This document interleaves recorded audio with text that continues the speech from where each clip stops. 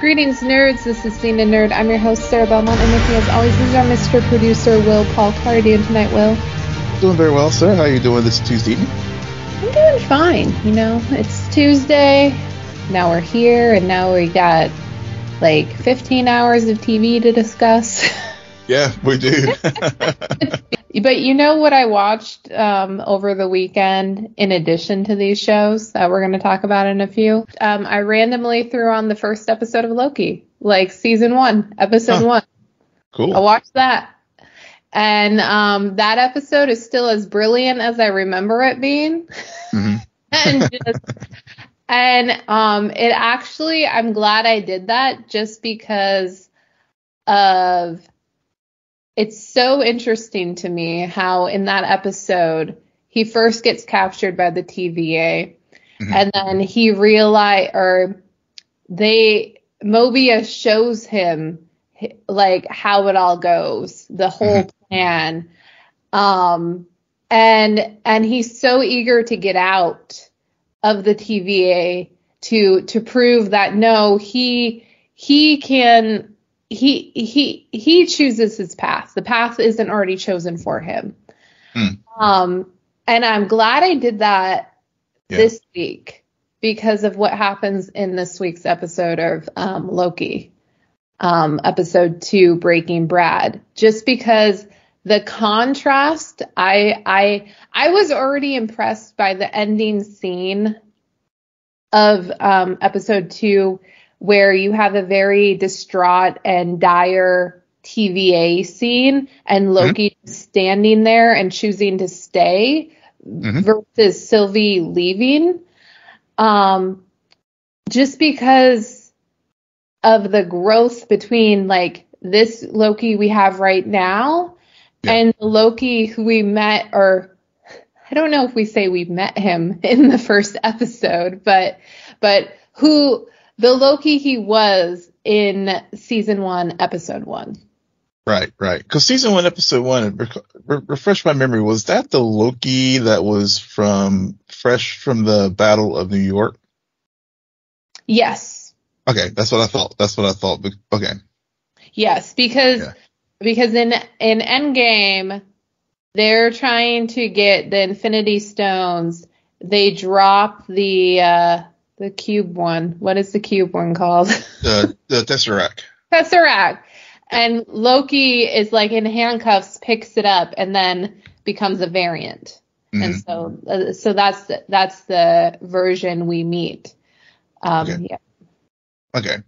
Yeah, I mean that's great setup for this episode that we have this week, Breaking Bad, because I mean that theme of, and really the theme of predestination versus choice is something that has baked into the fabric of this show, and really with the choice that, for example, Mobius had presented when they were discussing the key lime pie, as far as his thinking that, well, if I went back to the timeline that was pruned, I may have found something that, I liked, that I may have missed about and not want to leave it, versus like, and also looking at Brad Wolf and his choice, he's this ruthless TVA agent, but at the same time, he made a choice to like live in the sacred timeline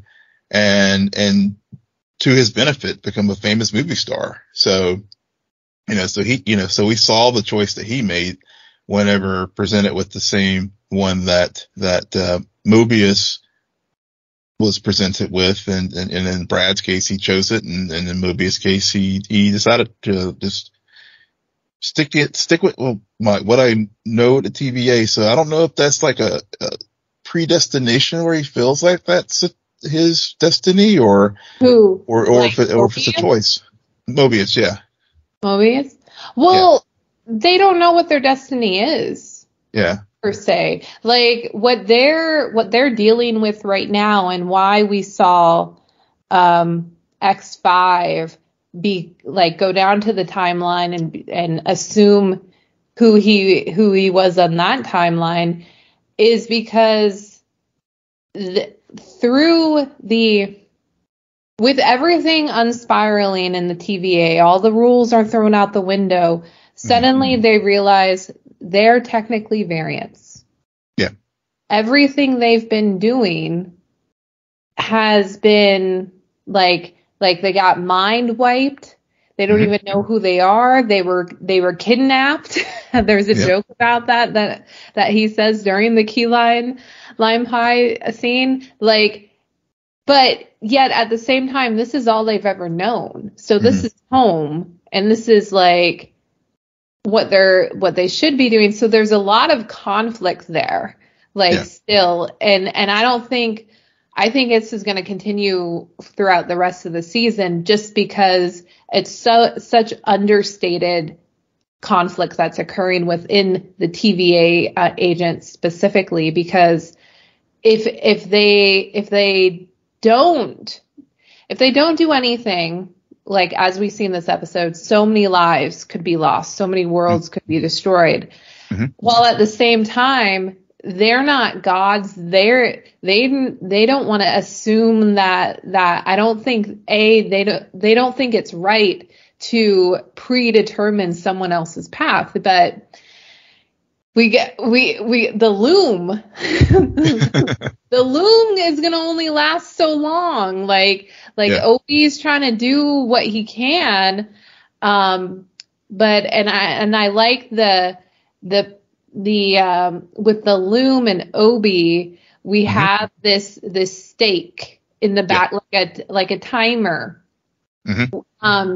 putting in jeopardy the entire TVA, while simultaneously we have the character emotional stakes of, well, like, do I go and do I pull a Sylvie? Do I go and hide out on a random timeline and just assume a whole new life, acting like everything up until now did not happen? Or do I pull a Brad and probably literally steal someone else's life?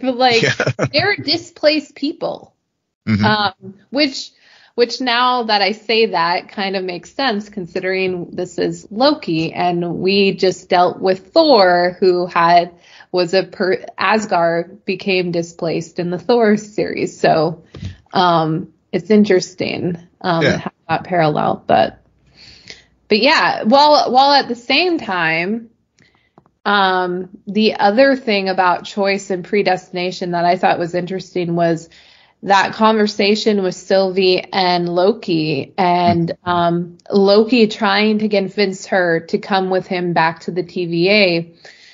And he does it because of what he sees in the future. Now, he's a god, but he's not a future seeing god.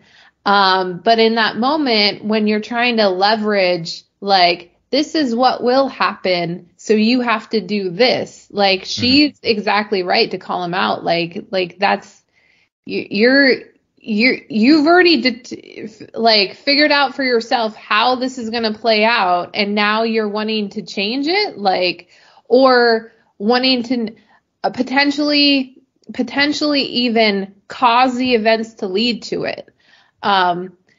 Now, at the same time, she wasn't exactly in peril, so I'm not sure what he thinks, why he thinks trying to fix that event in the future is so important. But I don't know.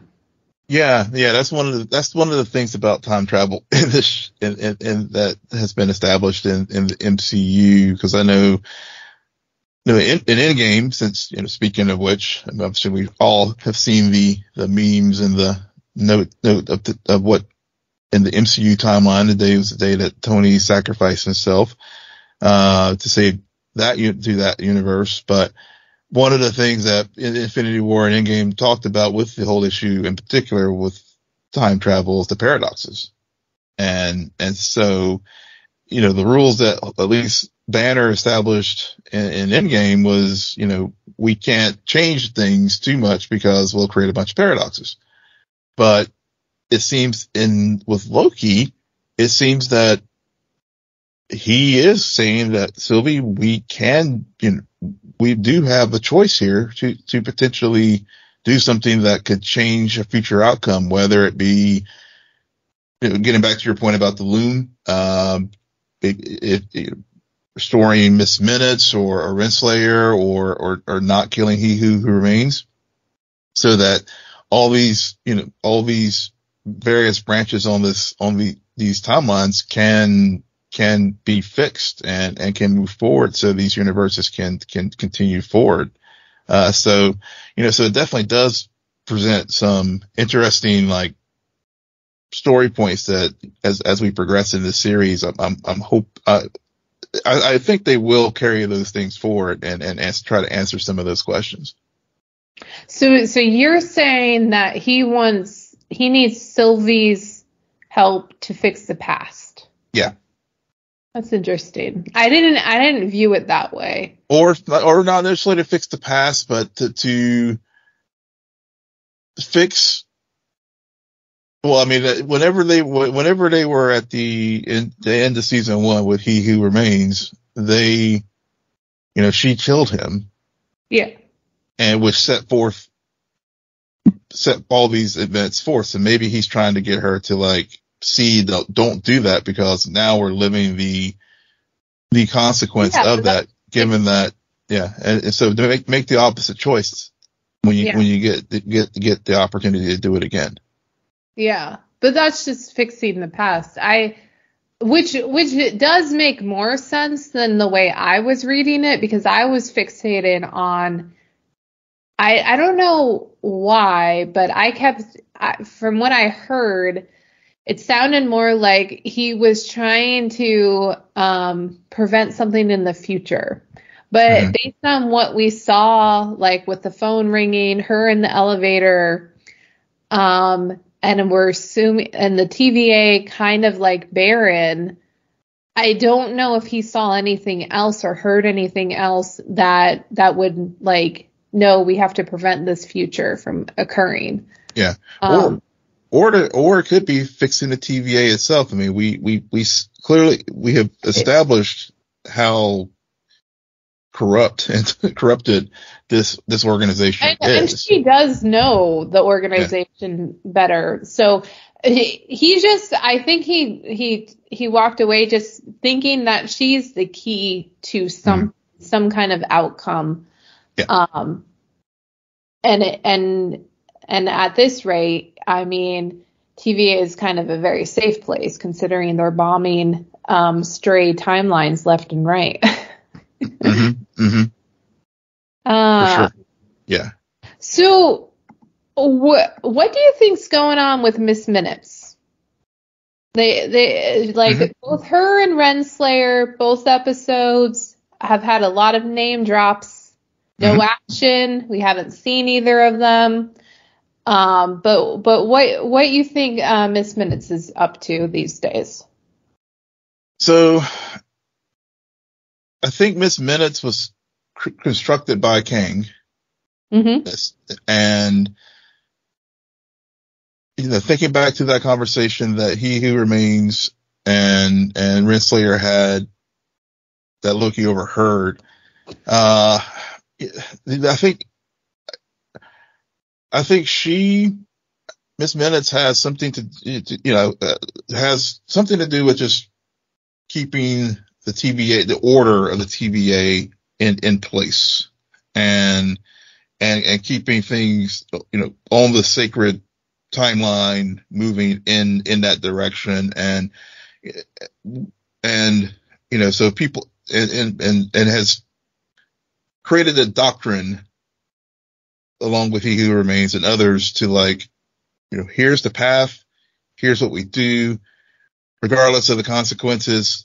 Like we saw with General Docs, we got to keep this sacred timeline in order, and any other branches need to be abolished, and we saw that in this episode with General Docs, using all the hunters to, like, destroy all those branches. And so I think that's part of her role, and maybe that, So she's in cahoots with Docs? So you think she's in cahoots with Docs? I think Docs is just a foot soldier for the orthodoxy of the TVA, as far as keeping a sacred timeline. Okay. Unvarnished. Right. That would make sense. Yeah. I mean, it would completely make sense. I mean, she's in hiding from all of the other agents who are on the opposite side of the orthodoxy. But something you also said, I just want to clarify. So you said Kang built Miss Minutes, or did you mean He Who Remains? He Who Remains, because yeah. Sorry, I got my variants. It's okay. I mean, it's bound to happen with a show like this. Come on. Yeah, I kind of jumped ahead. Because that also is an interesting idea that the TVA predates He Who Remains. Like potentially, what if the TVA was created while all of the Kang variants were it was created during that time when they were first exchanging ideas and everything, and then He Who Remains used it or transformed it after the war ended to use it more as a safeguard. So I don't know, which the only reason why I would also think that might be a viable theory is because in last week's episode, when Loki's in the past and we see all the Kang pictures, for some reason, I thought they were different versions of him. Yeah, or just something about the way they were phrased. It looked more like a Council of Kangs reference than anything else. Yeah, and which would tie into a council that we saw at the end of Ant-Man. Yep, exactly. And it did seem, correct me if I'm wrong, Will, but it did seem by the end of this episode that Miss Minutes is definitely still working with Renslayer. Yeah, I think so. Yeah. But we a lot of mystery with Renslayer going on right now. I heard an awesome theory about Renslayer. I don't know if you've heard this theory. I have not. Just brace yourself, Will. Okay. The theory is Renslayer is a variant of Kang. Well, that would be nice. Just like Sylvie is a variant of Loki. Yep, that's what I was about to say. That would be perfect symmetry as far as having these two antagonists have this type of that type of counterpart. Yeah, I mean, I heard it and I was like, isn't she supposed to end up having a thing with Kang? But then they brought up the Sylvie Loki and I'm like, oh yeah, we're all about that. We all are about that. Yep. Variant love, love. Yeah. Yep. Oh my God. I like that theory. What else? Yeah, anything else stood out to you in this episode? The other thing, that might be more nitpick than anything else, and it's not the fact that they're in a McDonald's, but more just, I guess, we were talking about stakes, and I think the temporal loom was a good utilization of stakes. I think for me, the only nit that I had was more, I think the actors all sold the pruning, the mass pruning, when the event happened very well. But for me, it didn't have, they carried a good emotional resonance, but for me, it didn't have as big an impact as I thought it would have if, we, saw Sylvie's, I think it would have worked better if they had pruned her timeline, for example, to like, now that we've visited that time period in Oklahoma in 82, sort of like, like we saw with the snap where we lost characters and stuff. I think that would have, showing that instead of telling us about it, and it did show all these little lines on the screen, but I think that would just deepened it more for me than the excellent work that all the actors did, showing the pain on their face whenever they weren't able to stop all of General Dox's agents from destroying those timelines. But other than that, I mean, I actually really enjoyed this episode. I thought it was, carried the story forward very, very well. I mean, I'm glad we did resolve the time slipping stuff. The last episode, this episode now, we're really getting into the heart of the story, really fleshed out Loki more as far as like, speaking of the Battle of New York, into that it was a fact, the temper tantrum that he was having, and seeing Mobius, lose control whenever Loki, kept his cool when X5 like threw all those insults up at him. So yeah, I mean, I thought overall this was a very enjoyable episode, and I'm sticking to it. I think the MCU is at least with this episode is finding its footing. So I don't know if they had stability with showrunners and writers, but it seems to be the case. Yeah. No, you bring up a good point. Because I'll be honest, I was not invested in the timelines, the bombings, or any of that. I did really like the acting that occurred. And I don't know, it wasn't even necessarily their reaction, because I feel like this is the third episode that has ended with them looking at screens of timelines disappearing or expanding or and being helpless. So I'm kind of like bored with that. But what got me was really just this idea, like this weird heartbreak, but also growth of Loki choosing to stay. That I thought was really, I don't know why, but it struck me. And I'm curious what they do with it with the rest of the season. I also just want to say, cause like we're in episode 2. Yeah. Okay, guys, we're in episode 2. This is a short season. It'll be over before we know it. Stop comparing to season 1. Like, just let it go. Like, I remember, I believe it's the 3rd episode of season 1 where they're nothing but stuck on a train for an entire episode. Everyone hated that episode. But then by the end of the season, everyone's like, oh my God, there's no skips. Go back to that episode. It makes all the sense. We're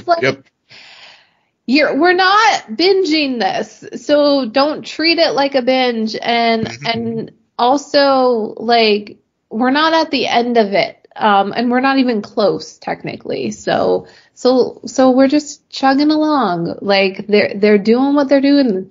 We won't know if it's a better season than season 1 until the end of the season. Right. So, well, and that was my one nitpick, but I'm with you. I didn't hear the best reviews about this episode going into it. And so that set me up for success because I had low expectations and they surpassed them. And again, Tom Hiddleston and Owen Wilson should just receive an Emmy for best on-screen chemistry. I need totally. These two. Totally. If the Golden Globes can make up the category, so can that should be one. Come on. I'm not even like saying best kiss or anything. I'm just like best bromance. Yeah. I don't know. Best bromance. Okay, MTV Music Awards. That's the movie awards. That's the one. That next year, best bromance, 2023. Seriously. All right. Well, we're going to leave hashtag Loki bromance and head over to hashtag Gen V. We got 2 episodes of Gen V. And to start us off, first day. So we got in the first day episode, Will, we have the fallout of Golden Boy's death. Yep. It got dark real quickly. It did. Yeah, it did. I was like, wasn't it morning? No, they're like still scraping the body. I don't know. That just shocked me. Yeah. But I think it's funny that this episode is called First Day. I would have named it Parents' Day. or I could be confusing it with the next episode because you're thinking about the third episode, yeah. I am. Okay. Because this one was just this was First Day, and I, it got dark very quick. I will say this, when this episode started, I had the same problem I had with the first one, where it took me a while to get into it. Which I didn't, I'll go ahead and say with the third one, didn't have that issue. But this one, it was, it did start dark, but it also got back into the world of the boys with, having, Vought reminded us, with Ashley and her team. And that's, so that was when I was just like, oh yeah, here we go. Vaught's doing their thing. We're going to have, the whole spin and also really with the, we were wondering what was going on with the woods, and we get a little bit more about the woods in this episode, as far as, clearly has something with Vought, and I guess, maybe with the Compound V, it was one of those things where, okay, it's like, this is where the land of the misfit toys go. It's the land of the misfit kids, where they have bad reactions to V. I guess this is the woods, and I guess Vought, being the evil corporation that it is, doesn't want people to find out about it. Yeah, definitely. I think you didn't have a problem getting into the next episode, because these 2 episodes back to back is just seamless. Yeah. Like I'm so glad we are watching these together. Yeah. I will be honest, First Day, it's not that I wasn't into it. It was just a lot of exposition, a lot of setup. It was a lot of like, we're starting these seeds that fully grew in the very next episode, thank God. But I don't think, if we were just having a discussion about the second episode, then I don't think I would have too much to say. Because a lot of the questions, and they're moving fast, because I threw out my whole Sam is Golden Boy's brother theory last week, and we already got resolution. Yeah, you did. I was just like, as soon as I saw that, I was like, go Sarah, you called it. Well, I have watched a few TV shows in my day. Yeah. It was not the, But you're exactly right. Like, the woods is clearly the place where they send the products that are not functional. The malfunction. Because it is all about publicity. They're not going to kill them. But at the same time, we saw them do like a spine tap on Sam, which made me almost think, oh, is he how they create Gen V? Like something with his blood or somebody else's? So that's interesting. Yeah, but, or maybe they experiment with these kids to figure out how we can perfect the product. Right. Because at the end of the day, that's Vault's a corporation, and if there's a defective product, and we're gonna figure out how to fix this widget. And so I think that's part of what's going on in this, and why Ashley was just so like freaked out about making sure that regardless of what happens, nobody finds out about what's going on in the woods. Yeah. Screw the kids. I don't care. Just Yeah. Yeah. Yeah. It's, but then again, Ashley has that about like everything pop. Yeah. Yeah, true. They can find out about that, but not about these 10 other things. Yeah. The big fallout, is also on the kids side of things, the young adult side of things. We have, the rankings, and, we have Marie, the first time freshman to break into the top 10.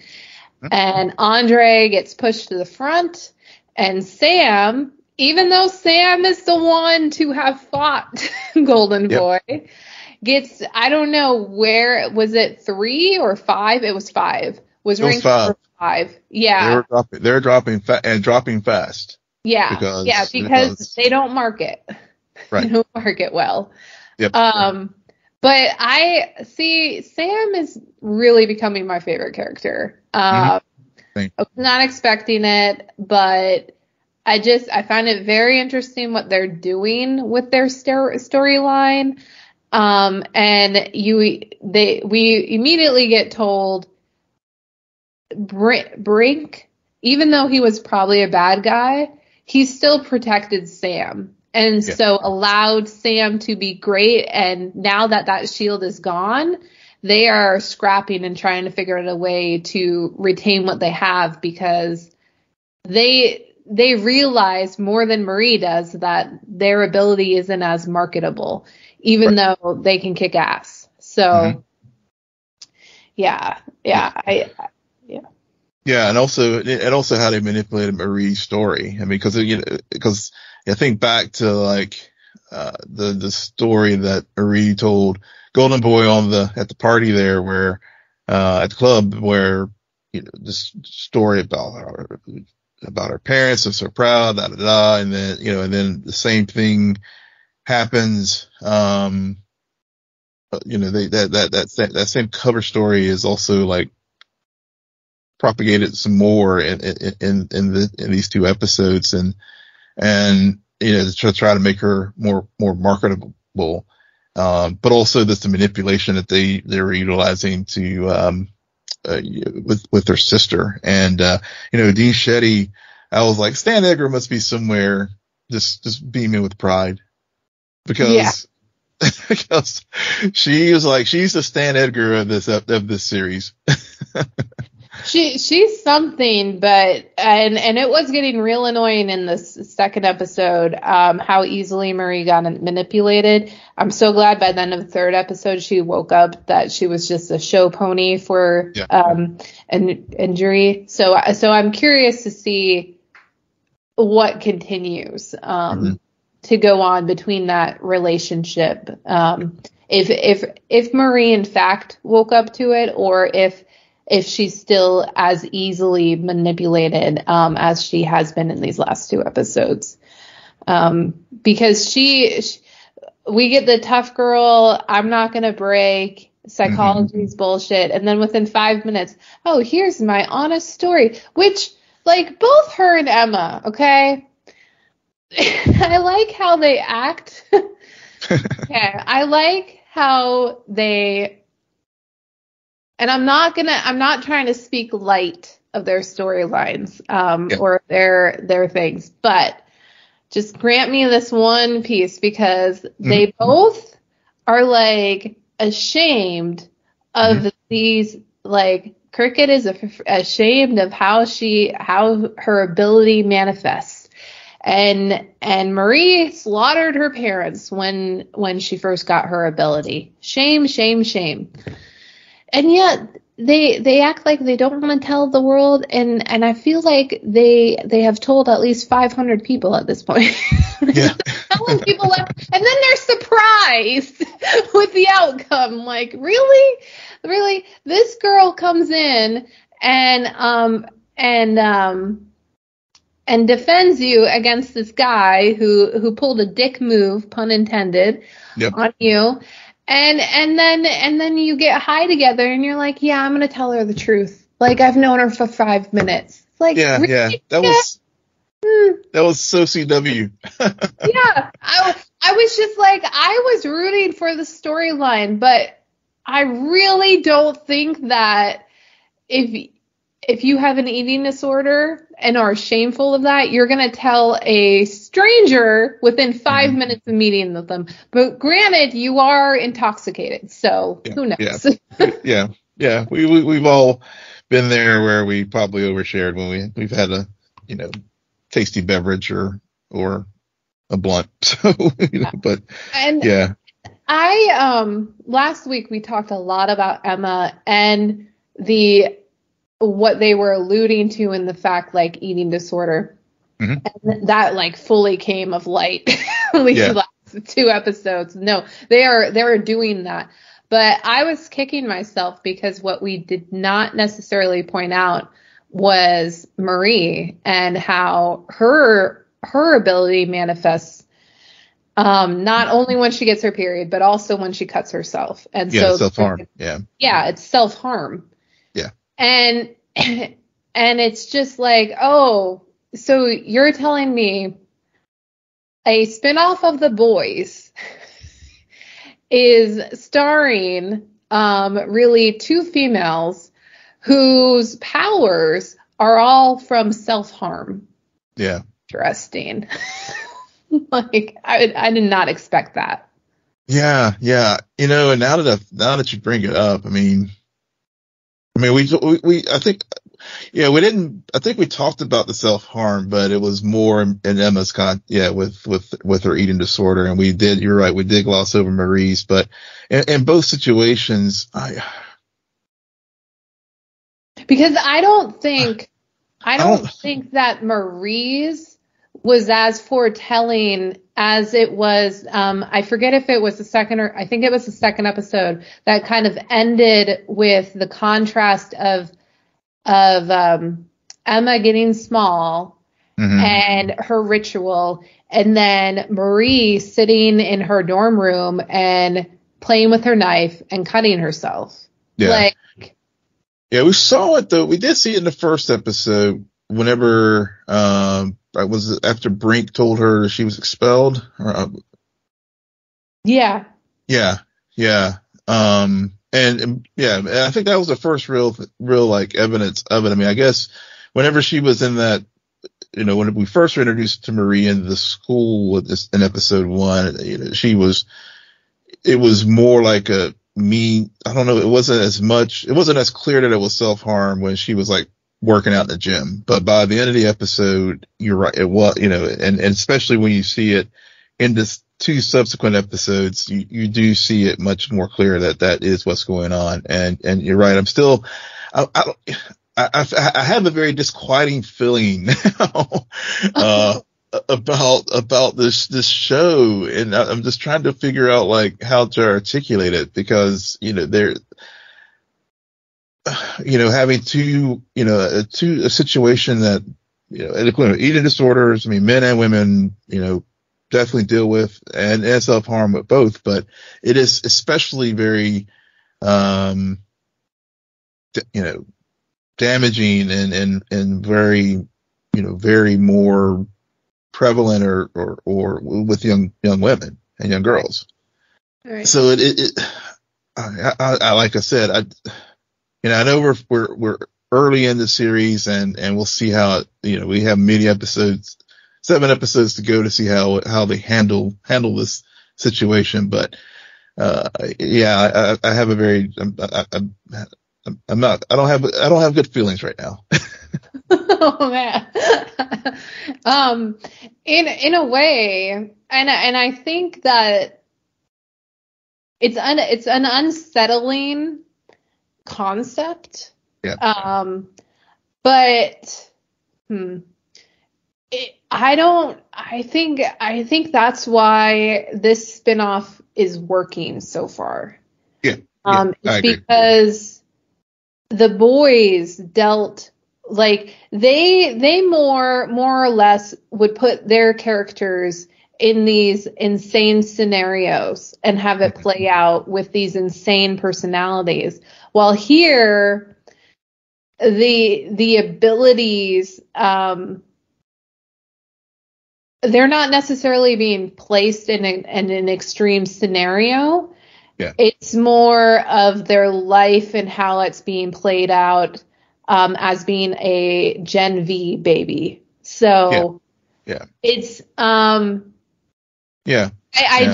think that it was it's looking to me like it's much more intentional of how they're really focusing on female characters. I mean, we'll talk about Andre, of course, but the female characters are really the more compelling parts, which, to go back to Sam, is interesting because I think that there's a preference there for them, which clearly will contrast their dad's perception. But at the same time, they just like the option to be either. They'll slip in, slip out, whatever meets like what they want and where they think that the advantage can get from being in one gender versus other, which is interesting. It is. Yeah. But, and speaking, and another, like, it's not self-harm, but let's talk about Kate for a moment. Yeah. Kate, who we could have never seen again because she was Golden Boy's trophy girlfriend. Yep. And we saw her use her powers once to get them into the club because and she's wearing the rogue gloves because if she touches you, then you do whatever she says, including hitting yourself in the nuts and saying Jumanji. With the gluable slugger. Yep. Yep. And we see more of that. We see her and Andre start to try to figure out, like, this isn't Luke. So what happened? What sent him over the edge? How did this happen? And diving into that mystery. And what we also end up seeing by the end of the third episode is when she uses her powers too much, like she could kill herself. Yeah. Like it's draining her the more she does. I don't know if it's more draining the more times she does it in the day or something else. We haven't seen enough of it to really understand the limitations of her powers. Right. But it's definitely something that is, she definitely has a finite amount of power, time to use it. And if she does it too much, it does cause her harm. I mean, I think, and I guess that's the thing with, we've seen with the exception of Homelander, many of these suits, even going back to the boys, I mean, they all have, the utilization of these powers all have some type of, there is a liability to them. I guess with Homelander, it's just become a megalomaniac, but, A-Train, it was, his powers were literally killing him. If he used it too much, with and I guess with Kate, we see it here that it could kill her. So, yeah. And then, again, they move really fast in this show, which I'm not mad at because in one episode, we got Andre and Kate grieving over the loss of their friend. And in the next episode, they're having grief sex. Yeah. I mean, I saw it coming, but I saw it coming too. Whoa. Yeah, I saw it coming too. I was just like, okay, let's just start right at the beginning here after you help her out. And it's been at least 2 days, right? 48 hours? Is that the 48 hours? Yeah. Okay, cool. Yeah. Got it. Yeah. Yep. Yeah. Oh my God. And then on that note, so because like I said at the beginning, these two episodes back to back, we are jumping all over the place, but that's just because of how great these two seamlessly works together. Yeah. But what are your thoughts on Andre and his dad, Polarity? Yeah, so Polarity is definitely the company man, and he definitely wants his son to, gain his rightful place there as part of the seven. So it's the crazy football sport parent, making sure that, you do what you need, get here, do the press conference, do all these things because, I'm on the board now of this university. My days of being a soup and garden over a city are on the back end. I'm going to live through you, my son now, in one regard. But also it is that hyper competitive parent who just like pushes their kid, to just be, because, they don't see, they don't give the kid any agency. The kid is just, you're going to do what I say because I know what's going to be successful for you. Even if you want to do something else, no, you're going to do what I told, do what I want you to do. So, but between that and then just, in the second episode where we see that the whole dynamic going on with the press conference and stuff where Marie and Andre were supposed to talk about the story, how they saved everybody from Golden Boy. And then you get to the third episode and ThinkBrink at the gala, the ThinkBrink gala, and Andre working with Cricket to try to figure out what's going on with Sam and because of what he learned on Brink's computer, and telling his dad, I got to go to the bathroom and stuff just to get away from him so he can do the mission. And then of course, whenever dad figures out what's going on,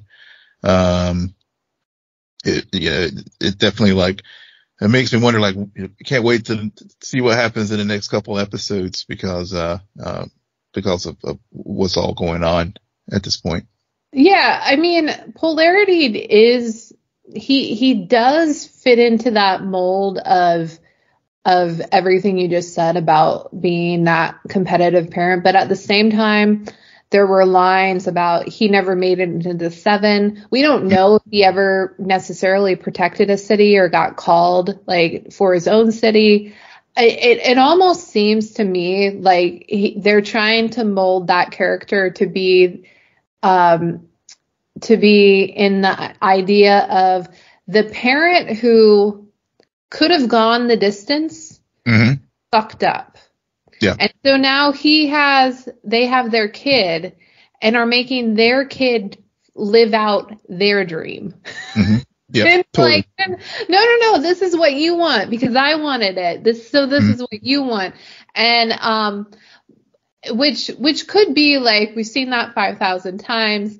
And so the more I think about these episodes and Andre in it, the more they are coming up with a more fresh narrative, because in contrast with suddenly he's ranked number one, suddenly what his dad has wanted for him is starting to occur. Simultaneously, you have Andre just lost his best friend, fucked his best friend's girlfriend. Trying to figure out what happened and finds out about the woods, finds out about Sam is still alive and wants to be a hero. And you get that contrast, or that idea of but this is what my father wanted for me, right? He wants me to be a hero, but he wants me to go talk at a press conference about something that I technically didn't do. Yep. And not actually look into the circumstances of my friend's suicide. So they are doing, looking at it from that perspective, it is much more of an original take. And going back to that idea of the what it is to be a member of the seven is much more you're a product, you're a spokesman, you're not a hero. You're not. No. Yeah. Yeah. And that really, they really drive that home with this series that at the end of the day, these soups they're just like, they're normalize these people. They're not these people who are up on pedestals like, that we pretend superheroes to be.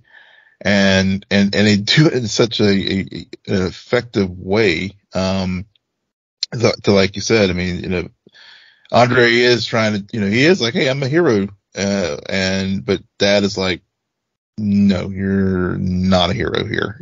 You're keep your lips shut, boy. But, yeah. And so, there's that. And then like, to your point with Sam and, since with parents with this gala in the third episode, and, Sam's parents, and in particular Sam's father,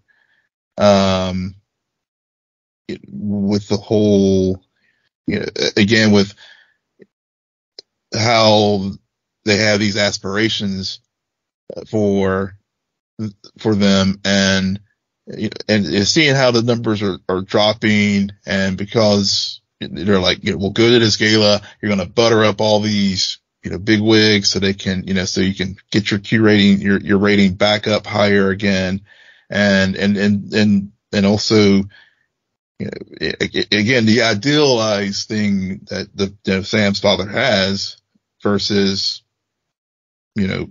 what Sam wants. And so, again, it was, this third episode really is, I think, the one that ThinkBrink was the one that really like sold me on this series, because, one, I think it was watching them back to back, but two, even if I had watched, say, one day and another one, if 1 week later, like, has they been dropping, well, I guess these first three, I guess, all dropped together. But as a unit, Amazon was smart to release these three episodes as a bundle, because they really were like we've seen in other story structures, like in Andor, for example, dropping these stories together really like made it like almost like a mini movie. And in the sense that I'm like balled in now at the end of this chapter. Yeah, I agree. I think that these first three episodes, they really are a good setup for a season, much less a series. And I agree with that it was a smart move to drop them all together. While we have all of the fundraising and the Parents' Day stuff going on, we meet Emma's mom, who, much like Polarity, is they crafted the character to be that the mother who is fully aware of her daughter's condition, and unfortunately also encourages it. Yeah. and like just wants to capitalize on her daughter, and like it makes all the sense in the world why Emma is a Gen baby with that mom, because that mom is definitely the mom manager for sure. Momager, yep. But I do appreciate how that wasn't what this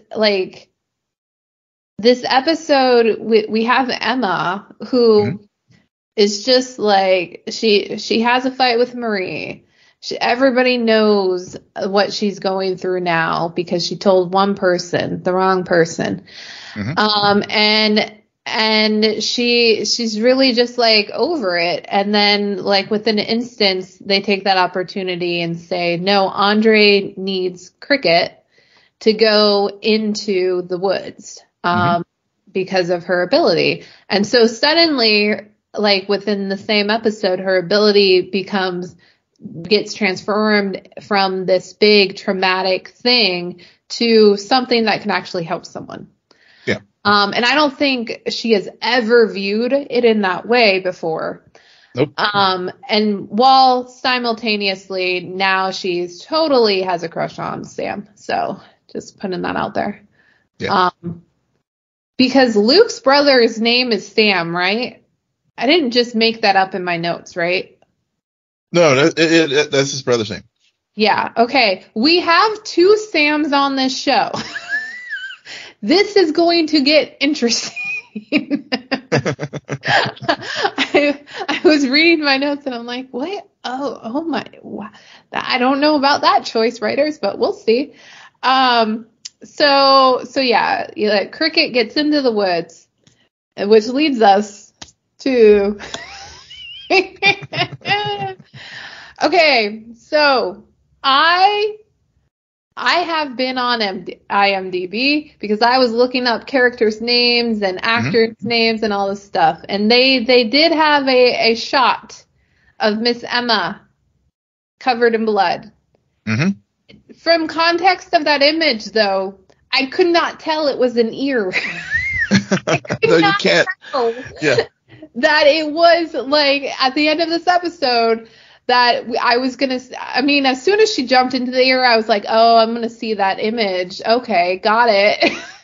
But yeah, we have Cricket use her powers to not only break into the woods, but also by the end of it to literally become a bullet and go straight through one ear, out the other. Yep. Yep. So not only did she learn how to, use her powers for good, but also she's become a killer. Well, she very, very. I'm glad they just didn't try to show us what happened inside the head. Yeah, maybe I don't think they probably didn't have the budget for it. Building 5-foot dicks takes up a lot of money. I think it was fine showing us like in one ear, out the other, and just and then also like this realization there's more, and like how long can she do that? Yep. But I don't know. It's an ability that just when you think you understand it or its limitations, suddenly they become a bullet, and you're like, oh, yeah, you would be able to technically do that, I guess. I mean, I've never seen Ant-Man do it, but he has tried to like tie up some wires in Tony Stark's suit. Yep, he did. He did. So I guess, sure. Oh man. Yeah. All right. I'm done on that note. I think that's a good one to wrap up on. All right. Will, why don't you tell our listeners where they can find you? Yes, you can find me on X, formerly known as Twitter, at Will M. Polk, WILLMPOLK. And you can find me there at SJ Belmont, SJBELMONT. Please follow our crew on X, formerly known as Twitter, at SNN. Friend us on Facebook, follow us on Instagram and Threads at scene_n_nerd, and visit our website, www.scenennerdpodcast.com. But most importantly, rate, follow, and comment on Apple Podcasts, Spotify, YouTube, or wherever your podcasts. Good night, Geek Out. You're welcome.